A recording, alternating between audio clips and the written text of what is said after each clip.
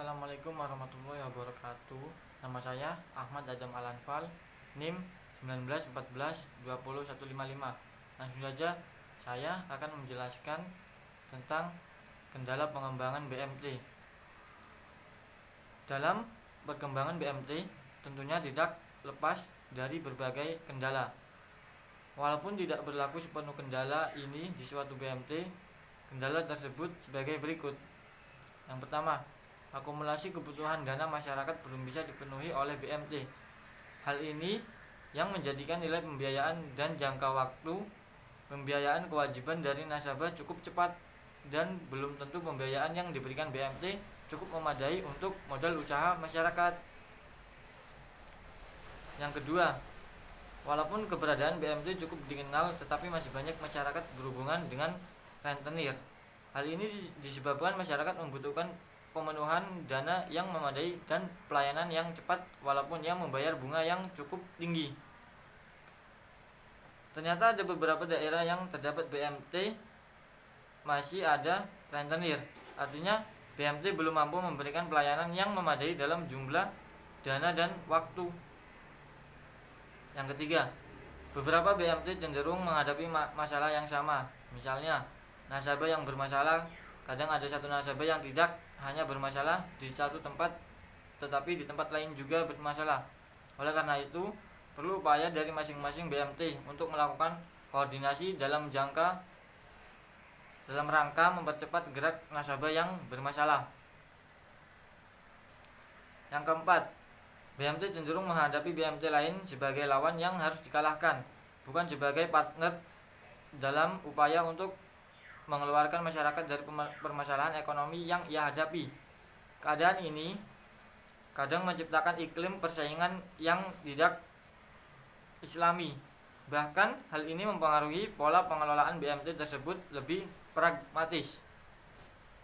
Yang kelima, dalam kegiatan rutin BMT cenderung mengarahkan pengelola untuk lebih berorientasi pada persoalan bisnis, sehingga timbul kecenderungan kegiatan BMT bernuansa pragmatis lebih dominan daripada kegiatan yang bernuansa idealis. Selanjutnya, strategi pengembangan BMT. Semakin berkembangnya masalah ekonomi masyarakat, maka berbagai kendala tidak mungkin dilepaskan dari keberadaan BMT. Oleh karena itu, perlu strategi yang jitu guna mempertahankan eksistensi BMT tersebut.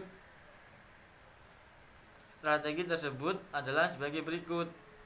Yang pertama, sumber daya manusia yang kurang memadai kebanyakan berkorelasi dari tingkat pendidikan dan pengetahuan. BMT dituntut meningkatkan sumber daya melalui pendidikan formal ataupun non-formal. Oleh karena kerjasama dengan lembaga pendidikan yang mempunyai relevansi dengan hal ini tidak bisa diabaikan. Misalnya, kerjasama BMT dengan lembaga-lembaga pendidikan atau bisnis islami. Yang kedua, strategi pemasaran yang lokal oriented berdampak pada lemahnya upaya BMT untuk mensosialisasikan produk-produk BMT di luar masyarakat di mana BMT itu berada.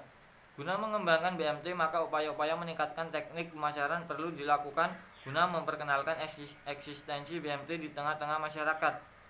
Yang ketiga, perlunya inovasi. Produk yang ditawarkan kepada masyarakat relatif tetap dan kadangkala BMT tidak mampu menangkap gejala-gejala ekonomi dan bisnis yang ada di masyarakat. Hal ini timbul dari berbagai sebab. Pertama, timbulnya kekhawatiran yang tidak sesuai dengan syariah. Yang kedua, memahami produk BMT hanya seperti yang ada. Kebebasan dalam melakukan inovasi produk yang sesuai dengan syariah diperlukan supaya BMT mampu tetap eksis di tengah-tengah masyarakat. Selanjutnya, contoh BMT di Indonesia beserta daerahnya. Yang pertama, ada BMT Muda Mandiri Ukhuwah Persada, berasal dari Jawa Timur. Yang kedua, BMT Beringharjo, berasal dari Jogja. Cukup sekian dari saya. Terima kasih. Wassalamualaikum warahmatullahi wabarakatuh.